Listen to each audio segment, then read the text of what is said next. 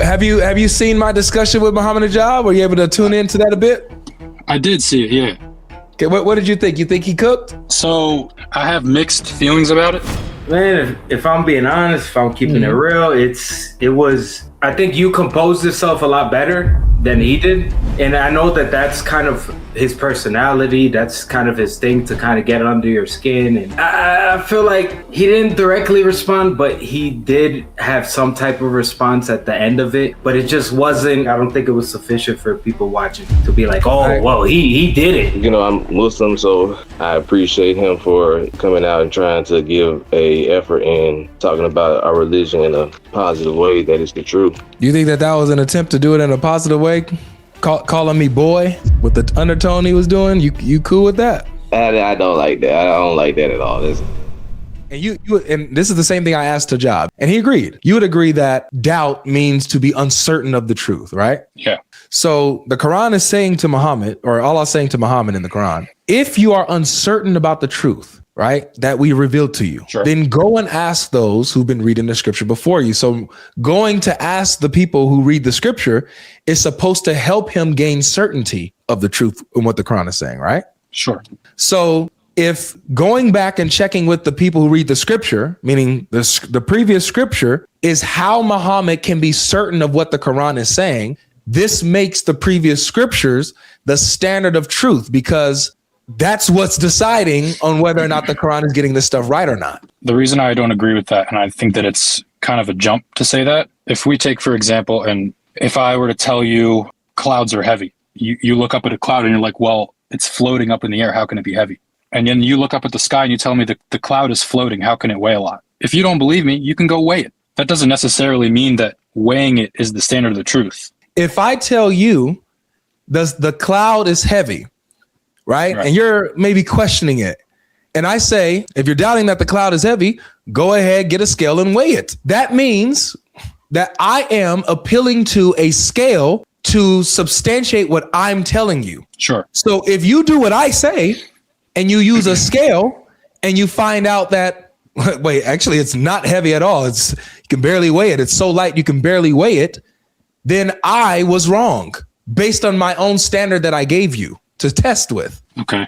Right? What you're saying is fair when you're talking to someone who's smarter than HIJAB. I don't know the context of the Neither does HIJAB. The actual verse. I've heard it said that what it's referring to is like certain things about the prophethood, that like if Muhammad is Prophet Muhammad is unsure about.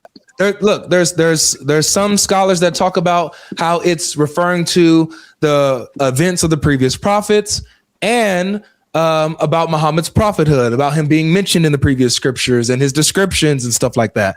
So all of that is entailed in there. So can we agree that according to this verse, the previous scriptures is let's not say just because there could be others, but is a standard of truth for the Quran? I can't agree on that. How can I agree on that, bro? I've been saying that. You understand exactly what I'm saying. You get the argument, you get the reasoning, you see the logic, you see it. You know the implications of the logic, of the conclusion. And so that's why you're refusing to acknowledge it. You're saying, yes, that makes sense. Yeah, that makes sense. Yeah, I see that. Yeah, that makes sense. Conclusion? No. Right? Yeah, of course. You're saying yes. You're saying yes, it has feathers. Yes, it has a beak. Yes, it flies south. Yes, it lays eggs. Yes, it has wings. Yeah. 2 wings. Is it a bird? No. That's what you're doing. Okay, so yeah, I'm going to agree with what you're saying. Is that I understand the implications, and I understand what you're trying to say, and I disagree. No, you don't. That's all I could say. The point that I was bringing up, obviously, was that there's an inconsistency within the Quran itself. The Quran affirms scriptures that it also contradicts. It can't contradict these scriptures and still be true, because these scriptures are true. So the Quran has to be in perfect alignment with these scriptures, or else it's false. I think that's exact. Again, I'm just looking at it, like face value, because we're really talking about 1400 years ago, where, like I said, I think it's pretty, concluded at this point that the Bible is corrupt. No, it's not. No, it's not. But let me go with you again. Okay. If it's corrupt, then the Quran is still false for saying corrupted books are true, for telling Muhammad to go to corrupted books to clear up his doubts. You see how that doesn't solve the problem for the Quran? Nah, it doesn't make sense because at the time it could have been fine. So what is the relevance in nowadays? All right, let's go with that. So at the time of Muhammad, the scriptures were good. Maybe after that, that's when they got tampered with and corrupted, right? So here's the special thing about that, Kareem, is that we have the manuscripts and the scrolls that existed prior to Muhammad's time. So that would mean that the scriptures we have today are good because that's what the Quran was talking about. How many years after Christ? Yeah, so the gospel was written between like 40 to 60 years after Jesus.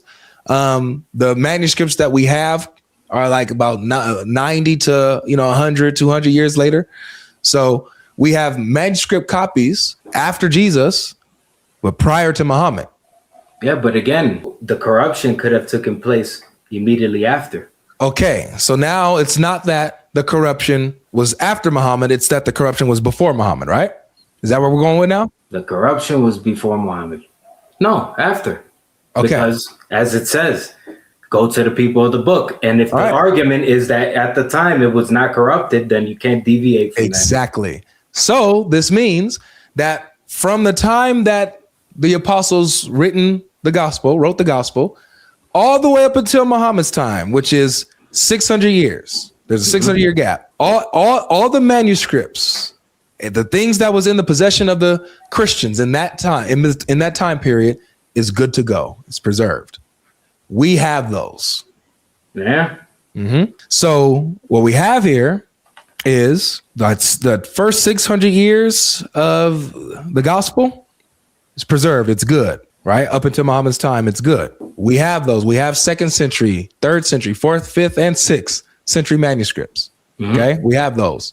We have the manuscripts that existed prior to Muhammad, which would mean that the scriptures that I have are not corrupted from the Quran standpoint. We're good to go. So it's exactly identical to what you're hearing right now. Yes, it's what we have. We have those manuscripts.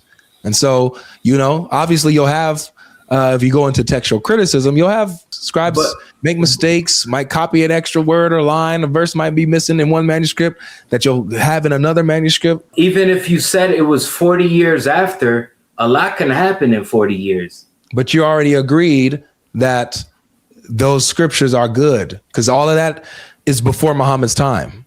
So the scriptures before Muhammad's time is good. It doesn't matter how long after Jesus are. Oh, okay. Now I understand what you're saying. Mm-hmm. All right. Okay. All right. I'm gonna just have to look at my research or do my research and see what's up. Yeah, that's an honest answer. I was running an argument with Mohammed HIJAB on 1094, demonstrating that the Quran points to the previous scriptures as being the standard of truth over the Quran. Do you believe that he gave I don't know. Did you see that portion of our discussion? And if you did, do you think he gave a good response? He gave the educational response that the education. I'm sorry. Do you remember what his response was, man? it was a lot of words. I'm not gonna sit here and act like I can give it all back to you right now. His response was, Muhammad never doubted. So next, that's word for word what he said. True. You think that was an educated response to the argument? Yeah, I think he just didn't really want to deal with it because I can understand him not want to deal with it because it's a topic that gets brought up a lot, and it's like it's never been a topic in Islam anywhere until YouTube has came out with this Islamic dilemma. It's like the internet, the first thing that happened in Islam. I'll tell you that. We never had to go to the previous scriptures. The verse says, if you're in doubt about what has been revealed to you, then go and ask the people who've been reading the scripture before you, right? Yeah, but that doesn't mean just because even if you were to doubt. No. Does the Quran tell you to go to the previous scriptures in this verse? If you are in doubt, then go ask the previous people, the people with the previous scriptures. So the Quran is literally pointing you back to the previous scriptures, correct? Yeah, I would say that. So what do you mean the Quran never told you to go back to the previous scripture? It literally does, explicitly. But not to find the truth. Not to say like they're going to tell you the truth. You would agree that doubt means that you are uncertain about the truth, right? Yeah. Okay. You have some doubts, meaning yes, you have some wavering. Uncertainty about the truth. Okay. So if you are uncertain about the truth, what does Allah tell you to do to get certainty of the truth? Go to the previous scriptures. So the Quran literally tells you to go to the previous scriptures to get the truth, right? If you are in doubt. Now, yes. I want to do this for you, just like I told the first guest.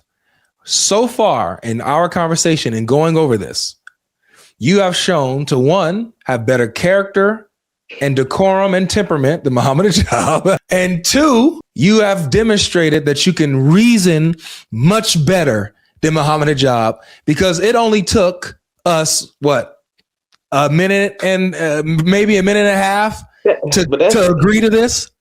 But that's the debate stuff. Like, that's all that debate, because he can't let you and you can't let him.